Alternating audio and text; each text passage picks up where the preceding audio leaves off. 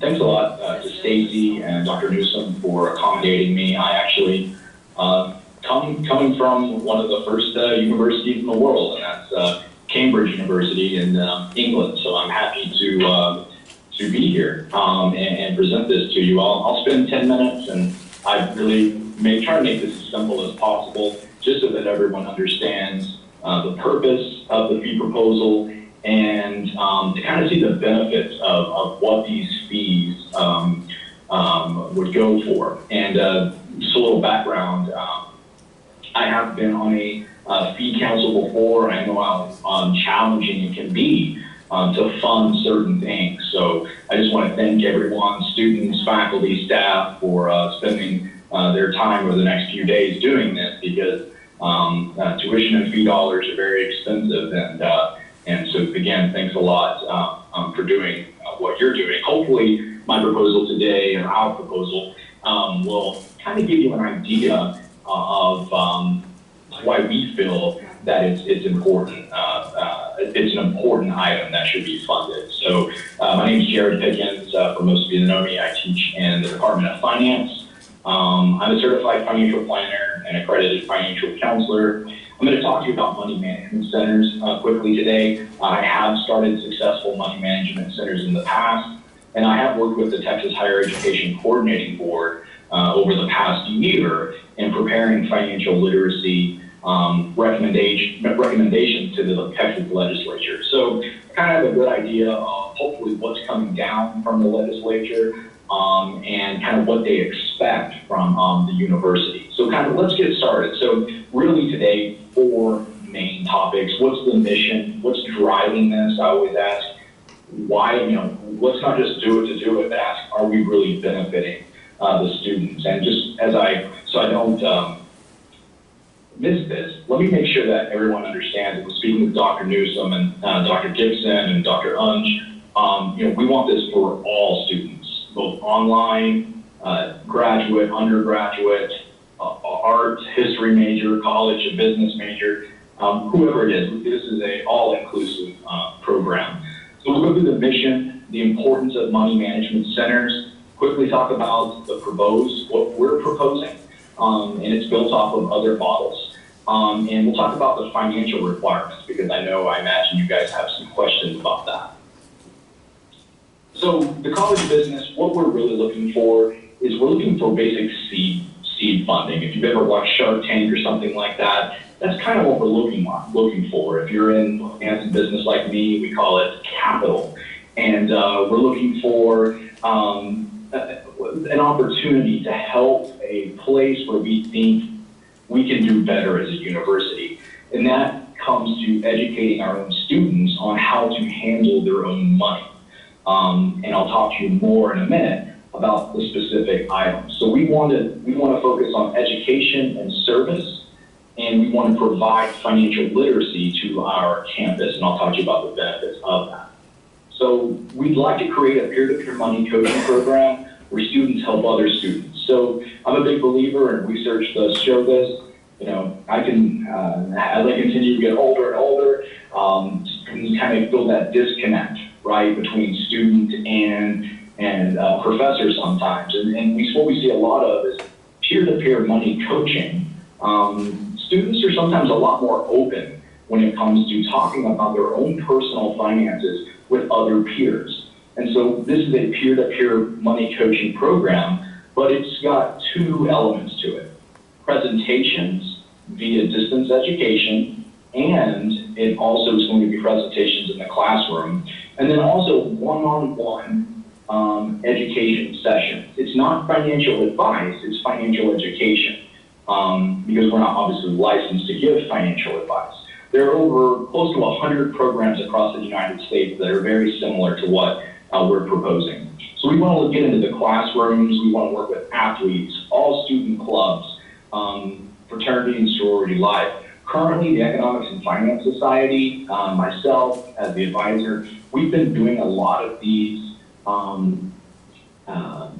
financial readiness presentations. So we're already kind of doing that, but we're not doing it as much as we possibly could if we had a structured center put together.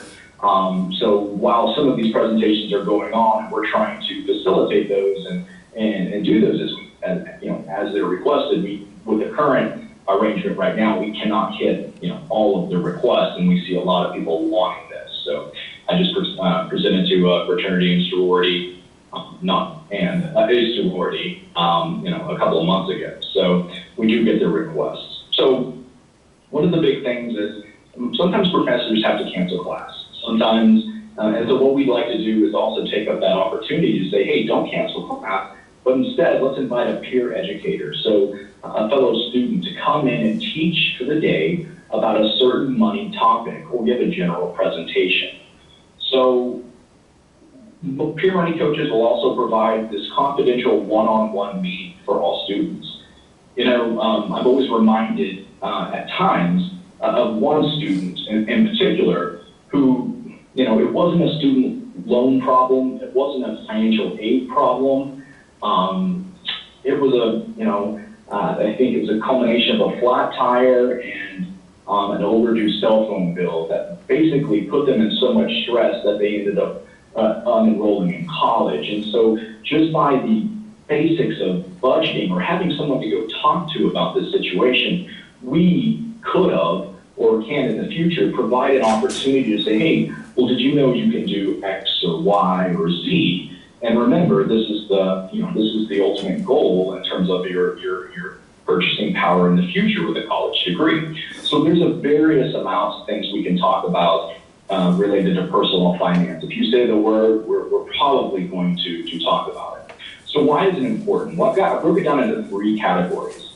Number 1 is really important to me. We want our students to stay here. We want to provide every opportunity that we possibly can. But if you look at the American Psychological Association, a top 3 stressor, a top 5 every single year for the last couple of decades is money. One of the reasons students drop out of college and don't return to college has to do with money. Not always, but money is important. I have another area of student debt and the Texas Higher Education Coordinating Board requirements. So students cite money problems, and I get a lot of students one-on-one as I teach personal finance. I tend to have people come and ask questions, but it is a leading reason to drop out of college. And at A&M Commerce, while that's an area that we would love to improve in, it is not just spending money and working on getting students here, but keeping students. Keeping students happy, keeping them. We have a great mental health area. We've got a lot of resources for our students, but this could be an additional kind of pillar for the stability of a student. So not only is dropout rates bad for the student, but it's also bad for our university because the Department of Education actually looks at our retention levels, and it could jeopardize financial aid for all students. Now, I'm not saying we're there right now, but this could play an impact into that at some point. And that's why, it's another reason why it's important. Instead of being reactive, students end up taking my class later, or they end up coming to me after a problem has already happened. We can be proactive. We can help lower student loan debt. And by the way, if there's any administrators in the room, when our students invest in us later, a lower student loan payment equals more money that they can give back to the university. Because if there's students in there, we all know that you're going to give money back to the university. So proactive financial education can help lower debt and lower stress. So student loans, we know all the data, $1 trillion, blah, blah, blah, all that. But in Texas, we're about mid-tier when it comes to across the country where we're at in student loan debt. While student loan debt is an issue, debt includes not just student loans, but we have a lot of students that may not truly understand what they can use financial aid for and what they cannot use it for. So we have auto loans, credit card debt, and other things like that. Finally, and I don't think this should be driving any of our decisions, but it's also something to keep into consideration. But the Texas Higher Education Coordinating Board, with my working with them for the past year, already we have the requirement that we provide financial literacy and resources. And I'm proud to say that A&M Commerce right now is doing a really solid job with ECO 1307, presentations. We have a cash course account, which we'll talk more about, where students can register and take modules. But this is really the next level. And, we have the financial aid, we have like an academic plan, but we don't have a financial plan for our students. And that's really where I see the Texas Higher Education Coordinating Board going. And in addition to that, we are also, looking at our peer schools. And when we're looking at our peer schools, we're not quite there. So these money management centers already are at College Station, UT Arlington. I did one at UT Dallas. It's still in existence.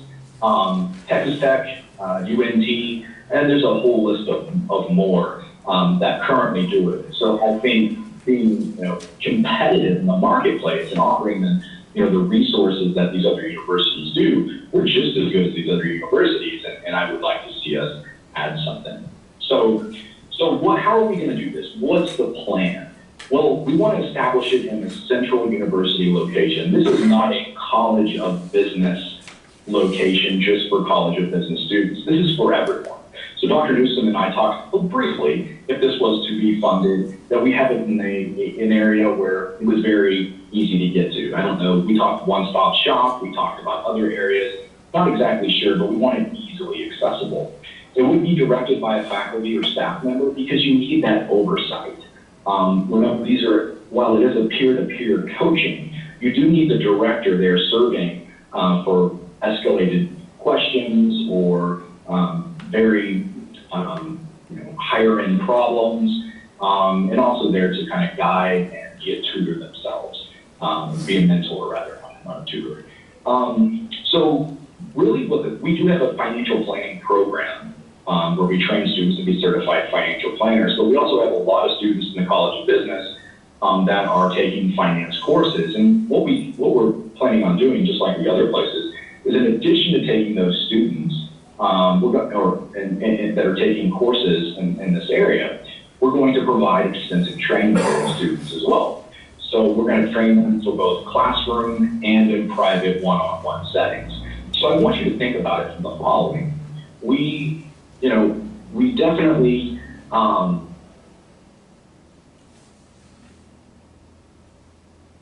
okay, I just got a text just checking it. So we're definitely tutoring our students in writing and math, and we're having counseling sessions, and all that's great. But why aren't we need to tutor our students on money, because we see money and how it affects us on a day-to-day basis. Okay, so think of this as a tutoring of money. So students in the College of Business, we're going to train them, and we're going to get them prepared to do these one-on-one meetings. You name the subject, we can talk about it. It is education, and then we're going to also be able to deliver it at distance, just like we're doing now. And so, again, this is going to be for all students. The peer coaches, where some of the costs come from, is the peer coaches are going to be giving some of their time up. And so with this model, we do believe in paying them as student workers so that they can serve as a resource for all students. Remember, the pain, the economic benefit, you're going to get probably the better, the best peer coaches available. So the center will have a website with tools. You'll see on your breakdown of the funding, there's a system called SALT, which has a lot of different tools in it. Texas Tech and Corpus Christi uses it right now. It is a little costly, but it's worth it. Students will be able to log onto the website. They'll be able to get information, and they have the ability to schedule appointments. We'll do lunch and learns, financial challenges, and more. That's what I have envisioned. It's what I've done in the past, and it's been really successful. So I broke the financial requirements down, and I want you to know the number that I come up with is based on what was funding required at Texas Tech University when I spoke to their director, UT Dallas when I was their director. And so I kind of get an idea. What you also need to understand is that in some of these numbers, as a finance person, I understand that you need to have a buffer in some of these expenses. But this is pretty much what I would really feel would be adequate so that we could reach out and make sure that we're touching all of our students. So the marketing, getting the word out there, the website, the brochures, design, the social media, all those items. Of course, the technology. We want to be able to do a lot of cool YouTube videos, record presentations, things like that. So that kind of equipment can be costly. So a lot of this is broken down right here in just technology. The next thing is our human capital element, or our students, our directors. So we've got 2 student workers that would consistently be in the physical offices and alternating for 40 weeks, and 3 peer coaches to start working 10 hours per week. That is a realistic, scenario where we could meet if demand became extremely high, and we could be able to handle and accommodate all. A professor, I always thought when I was a student that my professors taught a class and they just went home. But believe it or not, we don't.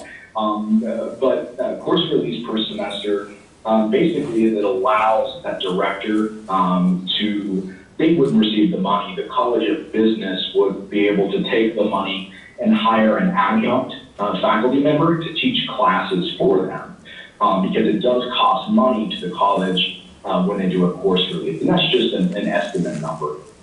If you look at where the money's going, one of the ideas is 8 annual workshops. I know $5,000 sounds like a lot, but think about the club getting really packed, offering food, drinks, beverages, 8 different times, something like that. It can add up. Brochures, polo shirts, we want to look professional. Business cards, hey, if you have a question, reach out to me, reach out to the peer coach. But again, back to marketing. A phone system, believe it or not, the phone systems aren't free. They're actually really expensive. In the College of Business, we've had different departments actually forego phone systems because they are so expensive. But we feel that a phone would be important. Paper supplies, miscellaneous, money aptitude cards. These are tools that we use to help teach money. And these are, we could reduce the number of cards if we needed to, but this would get us a good number. And finally, SALT financial software or something similar. We probably can get a better deal but I just wanted to be, I'd rather, be as conservative as I possibly can. With SALT Financial, if you go look at SALT, S-A-L-T, it really gives a student an account. They can enter their debts. They can enter, it teaches them, trains them about money, and it can really be used as a tool. So could the center exist without SALT? It could. Would it help add elements at other universities? Yeah, it really would. So in closing, we want to start a money management center so that we can help Lions become better with managing their money. And we want to have a director coach those students. And we'd like for you guys to consider funding this endeavor. So, at any time if you have questions, I think you guys are going to text them over. And you guys can also always email me at jared.pickens@tawc.edu. So that's what I have. So I'll stand by for any questions that you guys might have. Okay, so I'm sure we're going to talk about these things right here, so I'll go back to that. The texts that he's been getting are texts from me, so I'm prepared to text him a question if you have a question to ask. If not, we can... How much support is he getting from the academic side? Okay.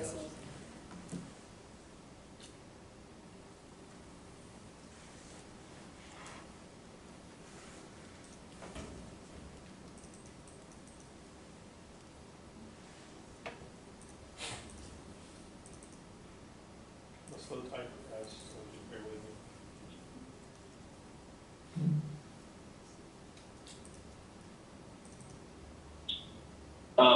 From academic affairs, support from academic affairs in terms of we feel like this is really important, and we've had a meeting for a year. We had an ad hoc committee meeting. So from a support and why they think this is important, We've had multiple meetings about this over the last couple of years, but no, I've never had any financial support from that. But that answers your question. Anybody else? But we've had many faculty and administration talk about the importance of education. I think that's why we also, I don't know if you guys know this, we're one of the only universities that offers a personal finance core as personal finance class as part of a core of electives. And that coordinating board knows about that, and they like to see that. Everybody.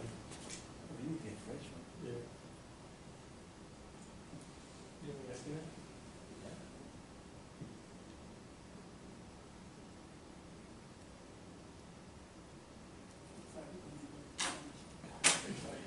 This needs to be a signature course.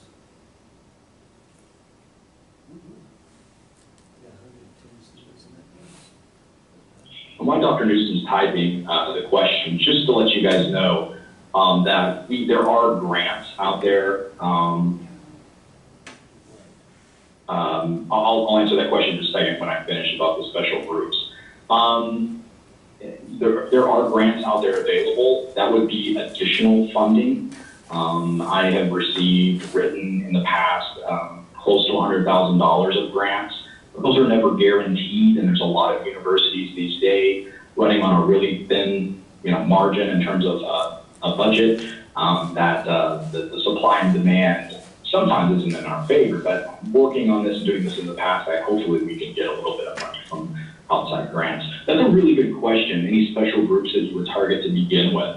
What I see a lot of, I think are if I ask any senior that's ever taken my class or learned about money, they always say, I wish we would have had this as a freshman, or I wish we would have had this as a sophomore. I would have been in a better financial situation.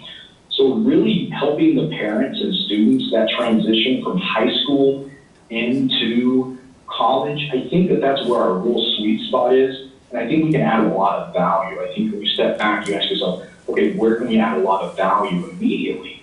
And I think that in this situation, that would be our freshman, sophomore underclassmen. I don't have, any real, I don't really see another area that needs this more, except for maybe, it's going to be a little different. We have a really strong international presence. So, we would have to adjust that a little bit, but we had that at UT Dallas too. So, we just have to work with that. But I think freshmen and sophomores would be our first target because they're kind of entrance planning per se on the finance side would be quite different from, let's say, a senior.